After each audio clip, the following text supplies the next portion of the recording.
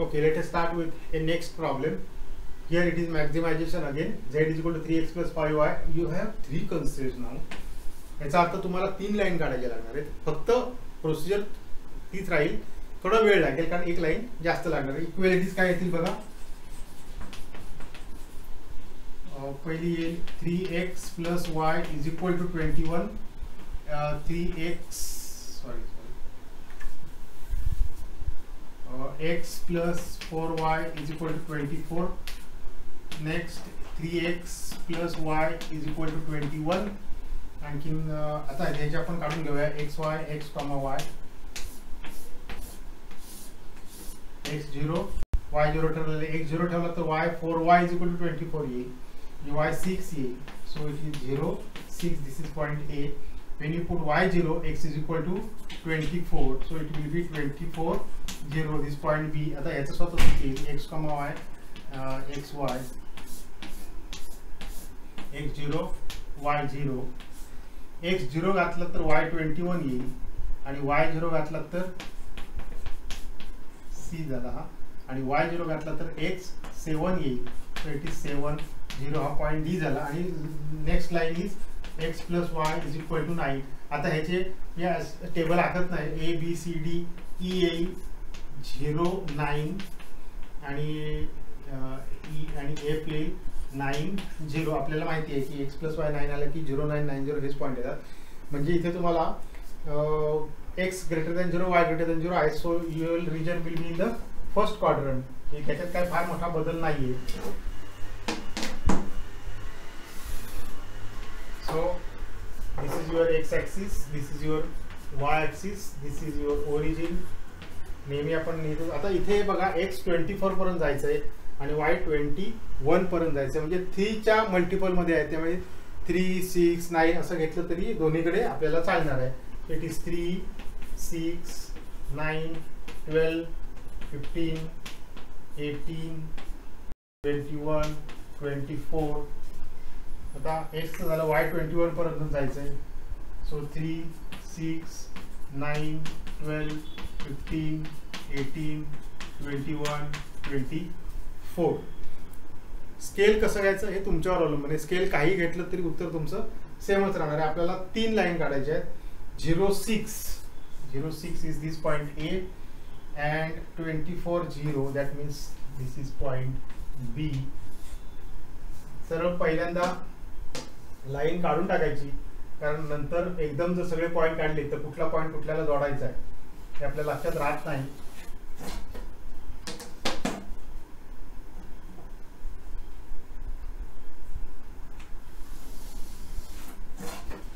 So this is your line x plus 4y is equal to 24. दुसरी line आहे 3x plus y is equal to 21. त्याची तुमची points आहे 0 21 म्हणजे हा पॉइंट C आणि 7 0.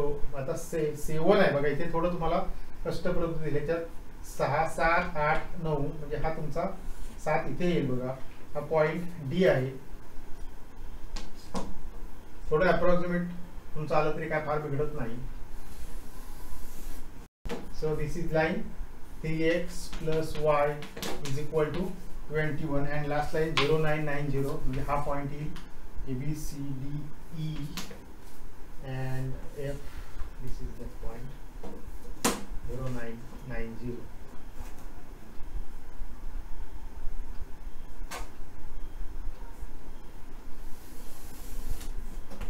X plus y is equal to 9.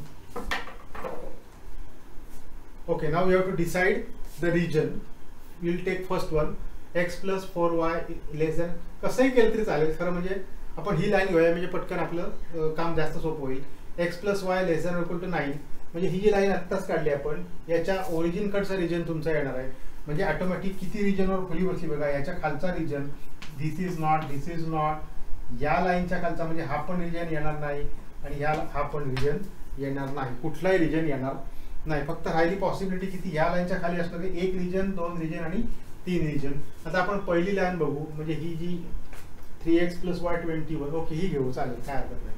3x plus y 21 लेस दॅनच आहे, म्हणजे ओरिजिन कडचा रिजन येणार आहे. म्हणजे ही जी लाईन काढली आहे याच्या ओरिजिन कडचा रिजन येणार आहे, म्हणजे हा रिजन ऑटोमॅटिक क्रॉस बसला. आणि आता राहिली लाईन ही 4y लेस दॅन 24 आहे, म्हणजे ही जी लाईन काढली आहे याच्या सुद्धा ओरिजिन कडचा रिजन येणार आहे, म्हणजे ह्याच्यावर हा रिजन आहे त्यामुळे ह्याच्यावर फुली बसला.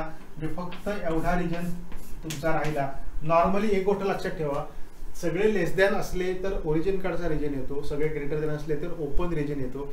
आणि मग एक लेस दॅन एक ग्रेटर दॅन असेल तर सांगता येत नाही काय तो रिजन तुम्हाला ठरवायला. आता ह्याच्यात काय झालं बघा, ह्याचे आता कॉर्नर्स कुठले आले, O0 0. आता डी तुम्हाला माहिती आहे, हा पॉईंट डी तुमचा ऑलरेडी इथे आहे घेतलेला 7 0 आहे. त्याच्यानंतर हा पॉईंट आहे बघा, हा पॉईंट कुठला आहे, ए आहे का बघा, येस ए आहे 0 6. आणि त्याच्याशिवाय दोन पॉईंट आहेत बघा, इथे एक पॉईंट आहे आणि इथे एक पॉईंट आहे. ABCDEF नाव लिहून झाली आहेत, G and H. आता G आणि H काढण्यासाठी तुम्हाला थोडेसे कष्ट घ्यायला लागतील. आता G बघा, G is point of intersection of these two lines. So x plus y is equal to 3x plus y is equal to 21 and x plus y is equal to 9. आता थोडंसं तुम्ही जर सबट्रॅक्शन केली तर minus minus minus 2x is equal to 21 वजा 9 म्हणजे 12. So x is equal to 6 येईल. आता x 6 आली ती y 3 येईल, म्हणजे हा पॉईंट 6 3 झाला बघा. हा साधारण तुमच्या लक्षात येईल, इथून आला 6 आणि हा 3, म्हणजे तुमचं उत्तर बरोबर आहे. So point G is 6 3. हे जे काय आपण आता केलं हे रफ मध्ये आपण केलं आणि डायरेक्ट पॉईंट लिहिला तरी चालतो. आता राहिला फक्त पॉईंट H हा सुद्धा पुन्हा एकदा x plus y is equal to 9. आता तो सोडवूया H साठी.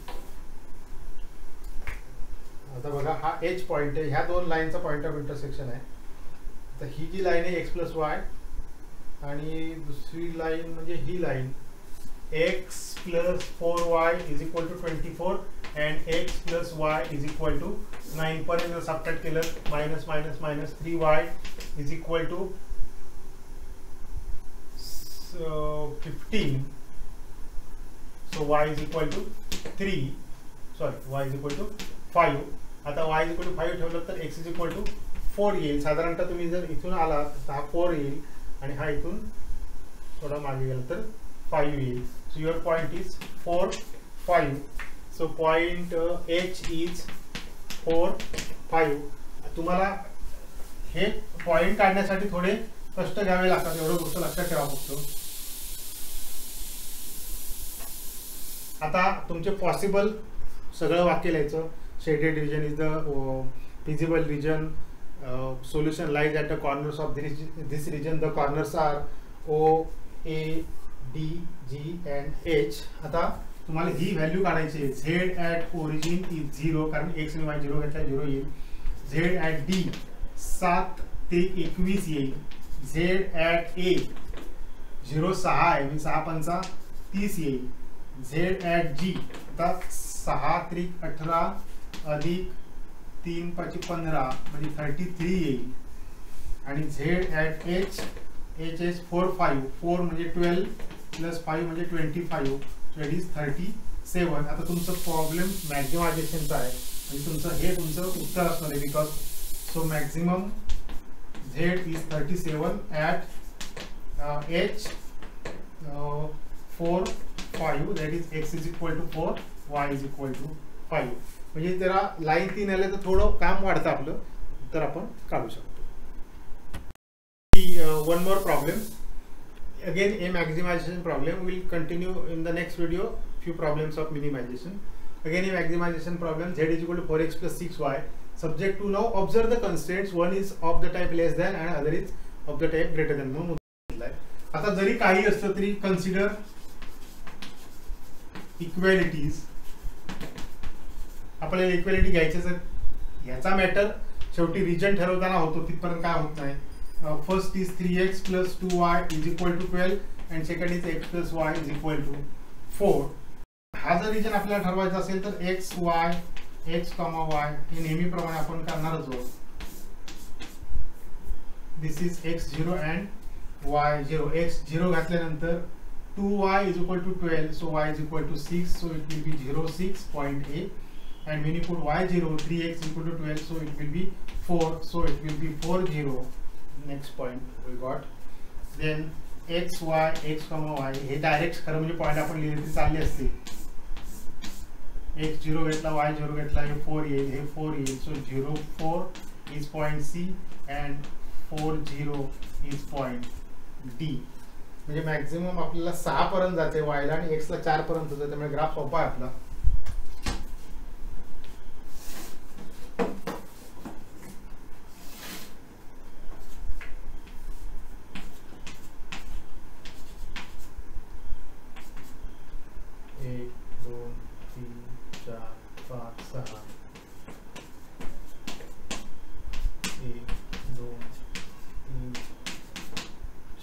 वायला आपल्याला 6 करायचे ना.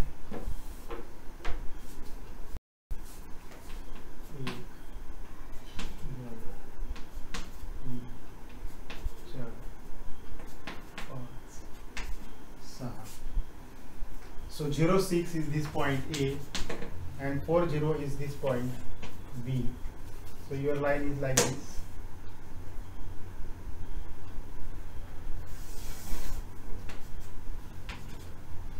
Your line is 3x plus 2y is equal to 12, and second line 0 4 4 0. So this is that point and this is the same point. एक point common आलाय बघा.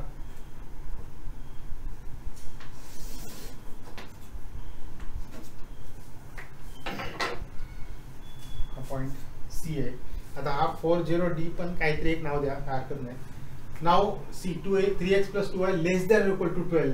म्हणजे आता ह्याच्यातली कुठली लाईन आहे, ही जी लाईन आहे ह्याचं कन्स्टंट लेस दॅन आहे, म्हणजे याच्या ओरिजिन कडे रिजन येणार आहे, टुवर्ड्स द ओरिजिन. म्हणजे या लाईनच्या खालचा रिजन येणार आहे, म्हणजे वरच्या लाईनला रिजनला फुली बसली. आणि x plus y greater than or equal to 4. So this is your line x plus y is equal to 4. Greater than means region इथे 0 0 सॅटिस्फाय होत नाही, अपोजिट टू द ओरिजिन, त्यामुळे हा रिजन येणार नाही. त्यामुळे हा जो मधला ट्रायंगल आहे that is your feasible region. आता तुमचं काम सोपं झालं, 3च पॉईंट आले आणि डायरेक्ट 3 कॉर्नर पॉईंट्स आहेत. The corner points are A06 C40 04 and B40. त्याला B म्हणा किंवा D म्हणा, काही म्हटलं तरी चालेल. आणि आता Z मध्ये जेव्हा घालाल तुम्ही, so Z at A is 6 36, Z at C is 6 24 and Z at B is B6 into 4, that is 4 into 4 is 16. तुमचा प्रॉब्लेम मॅक्झिमायझेशनचा आहे. So this is your maximum. So maximum Z is 36 at A06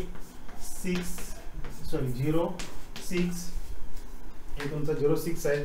so value of x is 0 and value of y is 6. अशा पद्धतीने तुम्हाला ह्या प्रॉब्लेमचं solution मिळेल. त्यामुळे x greater than आणि लेस than असताना कुठला तरी वेगळा रिजन येऊ शकतो, खालचा किंवा वरचा यापेक्षा. Okay, thank you.